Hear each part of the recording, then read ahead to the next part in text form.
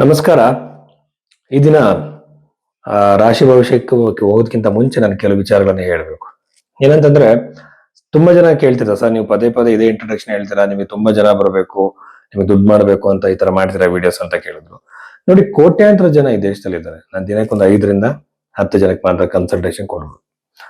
So ಹಾಗಾಗಿ ಇದೊಂದು business purpose ಅಲ್ಲಿ ಮಾಡಕ್ ಸಾಧ್ಯ ಇಲ್ಲ. ಎರಡನೇದಾಗಿ ಬಂದು, ಜನಗಳಿಗೆ ಜ್ಯೋತಿಷರು ಭಯವನ್ನ ಹುಟ್ಟಿಸ್ತಾರೆ. ರೀಸೆಂಟ್ ಆಗಿ ಒಬ್ಬರು ಜ್ಯೋತಿಷರು ಹೇಳ್ತಿದ್ರು, ಏನಂದ್ರೆ ಯಾರೊಬ್ಬರು ನ್ಯೂಮರಾಲಜಿಸ್ಟ್, ಅವ್ರ ಹೆಸರು ಬೇಡ, ನನ್ನ ಕಸ್ಟಮರ್ ಅವ್ರು ನನಗೆ ಕಾಲ್ ಮಾಡಿದ್ರು, ನೀವು ಇಂಥ ಡೇಟಲ್ಲಿ ಹುಟ್ಟಿದ್ರೆ ಹಾಗಾಗಿ ನೀವು ಆತ್ಮಹತ್ಯೆ ಮಾಡ್ಕೊಳ್ತೀರಾ ಅಂತ ಹೇಳಿದ್ರು ಅಂತ. ಇನ್ನೊಬ್ರು ರೀಸೆಂಟ್ ಆಗಿ ಒಬ್ಬರು ಜ್ಯೋತಿಷರು ಮಾತಾಡ್ತಿದ್ರು, ಮೀನ ರಾಶಿಯವರು ಅಥವಾ ಯಾವ್ದೋ ಒಂದು ರಾಶಿಗೆ ಕುಟುಂಬದಲ್ಲಿ ಒಂದು ಸಾವಾಗತ್ತೆ ಅಂತ ಹೇಳಿ. ಯಾವ ಬೇಸ್ ಮೇಲೆ ಇದನ್ನ ಹೇಳ್ತಾ ಇದ್ದಾರೆ? ನ್ಯೂಮರಾಲಜಿ ಜ್ಯೋತಿಷನ ಅಥವಾ ಜ್ಯೋತಿಷದಲ್ಲಿ ಆಯುಷ್ಯ ನಿರ್ಧಾರ ಮಾಡೋದು ಹೇಗೆ? ರಾಶಿಯಿಂದನೇ ನೀವು ಆಯುಷ್ಯ ನಿರ್ಧಾರ ಮಾಡ್ಬಿಡ್ತೀರಾ? ಒಬ್ಬ ವ್ಯಕ್ತಿಯ ಆಯುಷ್ಯವನ್ನ ಕ್ಯಾಲ್ಕುಲೇಟ್ ಮಾಡೋ ವಿಧಾನ ನಿಮಗೆ ಗೊತ್ತಿದೆಯಾ? ಯಾವ ತರ ನೀವು ನೋಡ್ತೀರಾ? ಎಷ್ಟು ತರದ ಆಯುಷ್ಯಗಳಿದೆ?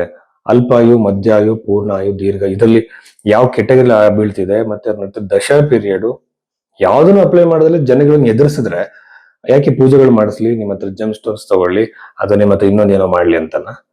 ಇದನ್ನ ಯಾವ್ದು ನಂಬಕ್ ಹೋಗ್ಬೇಡಿ. ಅದಕ್ಕೋಸ್ಕರ ನಾನು ಇಂಟ್ರೊಡಕ್ಷನ್ ಅಲ್ಲಿ ಇವೆಲ್ಲ ಹೇಳ್ತೀನಿ.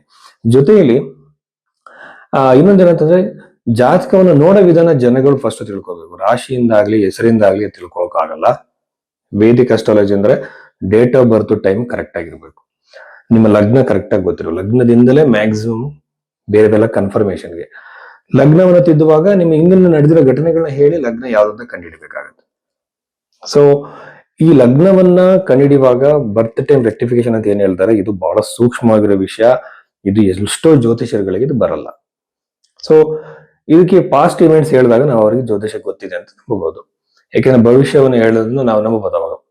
ಇದಾದ್ಮೇಲೆ ಪೂಜೆಗಳ ಬಗ್ಗೆನೂ ಅಷ್ಟೇ. ಯಾರು ಕೂಡ ಬಡವ ಶ್ರೀಮಂತ ಯಾವ ಜಾತಿ ಭೇದ ಕೂಡ ಜ್ಯೋತಿಷದಲ್ಲಿ ಇಲ್ಲ. ಯಾವುದೇ ತರದ ಭೇದ ಭಾವ ಇಲ್ಲ. ಇಲ್ಲಿ ಜ್ಯೋತಿಷದಲ್ಲಿ ಇರುವಂತದ್ದು ಕರ್ಮಫಲ ಆಧಾರವಾಗಿ ನಮಗೆ ಸಮಸ್ಯೆಗಳು ಒಳ್ಳೇದು ಕೆಟ್ಟದ್ದು ನಡೆಯುತ್ತೆ.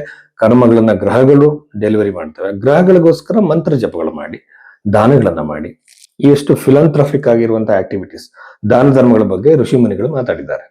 ಎಲ್ಲರಿಗಿಂತ ಮೇನು ನಮ್ಮ ಡೆಸ್ಟಿನಿನ ಒಪ್ಕೊಳ್ಳುವಂಥದ್ದು. ಯಾಕೆಂದ್ರೆ ಜ್ಯೋತಿಷ ಅನ್ನುವಂಥ ಆಧ್ಯಾತ್ಮಿಕವಾಗಿ ವ್ಯಕ್ತಿ ಎಷ್ಟು ಮುಂದುವರಿತಾನೆ ಅಂತ, ಯಾವ ಕಾರ್ ಆಗ್ಲಿ ಪ್ರಾಪರ್ಟಿ ಇದನ್ನ ಮಾಡ್ತಾನೆ ಅಂತ ತಿಳ್ಕೊಳ್ಳೋದಕ್ಕಲ್ಲ.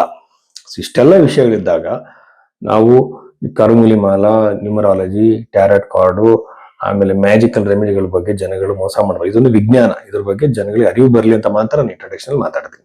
ಸೊ ನಿಜವಾದ ಜ್ಯೋತಿಷದ ಬಗ್ಗೆ ನಿಮಗೆ ಒಂದು ಜಾತಕ ನೋಡೋ ಪದ್ಧತಿ ನಿಮಗೆ ಗೊತ್ತಾಗಬೇಕು ಅಂದ್ರೆ ನೀವು ಭೈರವೇಶ್ವರ ಬುಕ್ ಮಾಡಿ ನಿಮ್ಮ ಜಾತಕದ ಪರಿಶೀಲನೆ ನಾವು ಮಾಡ್ತೀವಿ. ಮಕರ ರಾಶಿ 2026 ಫೆಬ್ರವರಿ 15ನೇ ತಾರೀಕು ನಂತರ, ಮಹಾಶಿವರಾತ್ರಿ ನಂತರದಲ್ಲಿ ವಾರ ಫಲಗಳಲ್ಲಿ ನಾವು ನೋಡೋದಾದ್ರೆ, ಮಕರ ರಾಶಿಯವರಿಗೆ ಏನೆಲ್ಲ ಬೆಳವಣಿಗೆಗಳು, ಅಭಿವೃದ್ಧಿ, ಒಳ್ಳೆಯ ಕೆಟ್ಟ ವಿಚಾರಗಳು ಏನೇನಿದೆ ಅಂತ ನೋಡೋಣ. ರಾಶಿ ಫಲದಲ್ಲಿ ಮೊದಲನೇದಾಗಿ ನಾವು ನೋಡುವಂತದ್ದು ಉಚ್ಚನಾಗಿರುವಂತಹ ಕುಜಗ್ರಹ ಇನ್ನೂ ಸ್ವಲ್ಪ ದಿನಗಳ ಕಾಲ ಈ ಒಂದು ಮಕರ ರಾಶಿಯಲ್ಲಿ ಇರೋದ್ರಿಂದ, ಒಂದು, ಹೆಣ್ಣು ಮಕ್ಕಳಿಗೆ ವಿವಾಹ ಪ್ರಾಪ್ತಿ ಸಾಧ್ಯತೆ ಜಾಸ್ತಿ, ತುಂಬಾ ಸೂಟೇಬಲ್ ಆಗಿರುವಂತಹ ಲೈಫ್ ಪಾರ್ಟ್ನರ್ ಸಿಗುವಂತಹ ಸಾಧ್ಯತೆ ಜಾಸ್ತಿ, ಮದುವೆ ಆಗುವಂತಹ ಸಾಧ್ಯತೆಗಳು ಜಾಸ್ತಿ, ಶುಭ ಕಾರ್ಯಗಳು ನಡೆಯುವಂತಹ ಸಾಧ್ಯತೆ ಜಾಸ್ತಿ. ಸೋಷಿಯಲ್ ಮೀಡಿಯಾದಲ್ಲಿ ನೀವೇನಾದ್ರು ಇದ್ರೆ, ರೀಲ್ಸ್ ಮಾಡೋರು, ಕಂಟೆಂಟ್ ಕ್ರಿಯೇಟರ್ಸ್, ಬ್ಲಾಗರ್ಸ್ ಯಾರೇ ಇದ್ರು ಸಹ ಅವರಿಗೆ ಅನುಕೂಲ ಜಾಸ್ತಿ.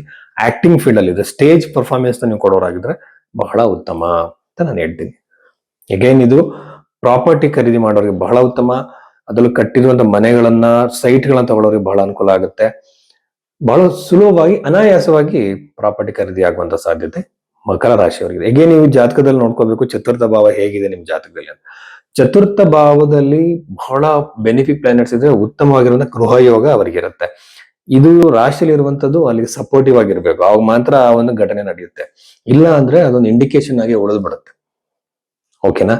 ಇದು ಏನಕ್ಕೆ ಅಂದ್ರೆ, ಒಂದು ರಾಶಿಯಲ್ಲಿ ಯಾವಾಗಲೂ ಒಂದು ಕ್ಷಿಪ್ರವಾಗಿ ನೋಡೋದಕ್ಕೆ, ಮತ್ತೆ ನಾನು ಯೂಶುವಲ್ ಆಗಿ ಫಲದೀಪಿಕಾ ಗ್ರಂಥದಲ್ಲಿರುವಂತಹ ರೂಲ್ಸ್ ಗಳನ್ನ ಅಪ್ಲೈ ಮಾಡ್ತೀನಿ. ಸೊ ಇಷ್ಟೆಲ್ಲ ನಾವು ನೋಡ್ಬೇಕಾಗತ್ತೆ. ಅಗೇನ್ ಇಲ್ಲಿ ಎರಡನೇ ಮನೆ ಇರುವಂತಹ ಗ್ರಹಗಳನ್ನ ನೋಡಿದ್ರೆ ನನ್ನ ಪ್ರಕಾರವಾಗಿ ಪ್ರಾಪರ್ಟಿ ಖರೀದಿದೆ, ಆದ್ರೆ ಬಟ್ ಫೈನಾನ್ಷಿಯಲ್ ಲಾಸ್, ಸಾಲ ಆಗೋ ಸಾಧ್ಯತೆ, ಸಾಲದ ಒತ್ತಡ ಹೆಚ್ಚಾಗೋ ಸಾಧ್ಯತೆ ಇದೆ. ಜೊತೆಯಲ್ಲಿ ಸಾಲಿನ ಹೊರಗಡೆ ಬರೋಕ್ಕೂ ದಾರಿ ಸಿಗತ್ತೆ. ಈಗ ಒಂದು ಕೊಟೇಶನ್ ಓದ್ತಿದ್ದೆ, ಅದ್ರಲ್ಲಿ ಏನಂದ್ರೆ, ಇಷ್ಟವೆಂದು ಅಗತ್ಯವಾದ ವಸ್ತುಗಳನ್ನ ಕೊಳ್ಳಬೇಡ ಅಂತ. ನಾವ್ ಇಷ್ಟ ಇದೆ ಅಂತೇಳಿ ಎಲ್ಲಾ ವಸ್ತುಗಳನ್ನ ತಗೊಳ್ಕೊಳ್ಳೋದಲ್ಲ. ಈಗ ಅಗತ್ಯನೇ ಇರಲ್ಲ, ಅದು ತಗೊಳ್ತೀವಿ, ನನಗೆ ಇಷ್ಟ, ಎಮೋಷನ್ ಕಂಟ್ರೋಲ್ ಮಾಡಕ್ ಆಗದೆ ಇರುವಂತದ್ದು. ನೋಡಿ, ಮನುಷ್ಯ ಬೇಸಿಕಲಿ ಒಬ್ಬ ಪ್ರಾಣಿ.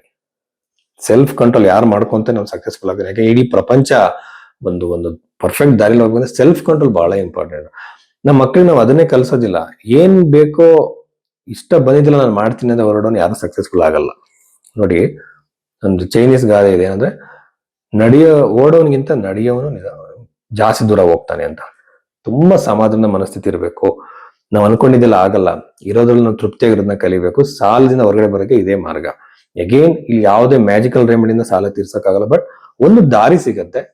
ಭಗವಂತ ದಾರಿ ಕೊಟ್ಟಾಗ ಅದನ್ನ ಉಪಯೋಗಿಸ್ಕೊಳ್ಳಿ.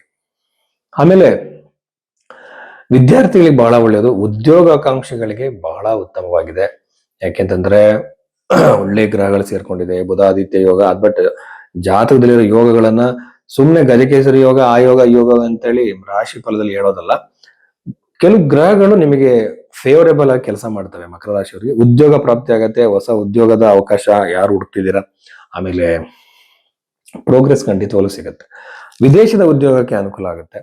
ಗೌರ್ಮೆಂಟ್ ಜಾಬಿನ ಉದ್ಯೋಗ ಪ್ರಯತ್ನ ಮಾಡ್ತಿರೋರಿಗೆ ಬಹಳ ಒಳ್ಳೆಯದು. ಅಗೇನ್ ಇಲ್ಲಿ ಯಾರು ಟ್ರಾನ್ಸ್ಫರ್ ಟ್ರೈ ಮಾಡ್ತಿದ್ದೀರಾ, ಆಲ್ರೆಡಿ ಒಂದು ದೇಶದಲ್ಲಿ ಇರುತ್ತೆ, ಇನ್ನೊಂದು ದೇಶಕ್ಕೆ ಟ್ರೈ ಮಾಡ್ತಿರ್ತಾರೆ, ಅವರೆಲ್ಲರೂ ಕೂಡ ಅನುಕೂಲ ಆಗುತ್ತೆ. ಲಾಭದ ಸಾಧ್ಯತೆ ಅತಿ ಹೆಚ್ಚಾಗಿ, ಸಡನ್ ಗೇನ್ಸ್ ಇರುತ್ತೆ, ಎಲ್ಲಿಂದಲೂ ಬರ್ಬೇಕಾದ್ರೂ ಹಣ ಬರೋ ಸಾಧ್ಯತೆ, ಪಿತ್ರಾರ್ಜಿತ ಸ್ವತ್ತಿಗೆ ಸಂಬಂಧಪಟ್ಟಂತೆ ಡಿಸ್ಪ್ಯೂಟ್ಸ್ ಇದ್ರೆ ಸರಿಯಾಗೋ ಸಾಧ್ಯತೆಗಳು ಈ ಒಂದು ಮಕರ ರಾಶಿಯವರಿಗೆ ಬಹಳ ಹೆಚ್ಚಾಗಿದೆ ಅಂತ ಹೇಳ್ಬೋದು. ಉತ್ತಮವಾದ ಸಮಯವನ್ನ ಕಳೀತಾರೆ. ಯಾಕೆಂತಂದ್ರೆ ಚತುರ್ಥ ಭಾವ ಕೂಡ ಬಹಳ ಚೆನ್ನಾಗಿದೆ. ಫ್ಯಾಮಿಲಿ ಜೊತೆ ಒಳ್ಳೆ ವಾತಾವರಣ, ಗಂಡ ಹೆಂಡತಿ ಮಧ್ಯೆ ಒಂದು ಒಳ್ಳೆಯ ವಾತಾವರಣ, ಒಂದು ಆಹ್ಲಾದಕರವಾದಂತಹ ವಾತಾವರಣವನ್ನ ಮಕರ ರಾಶಿಯವರು ಖಂಡಿತವಾಗ್ಲೂ ಪಡೀತಾರೆ. ನಮಸ್ಕಾರ.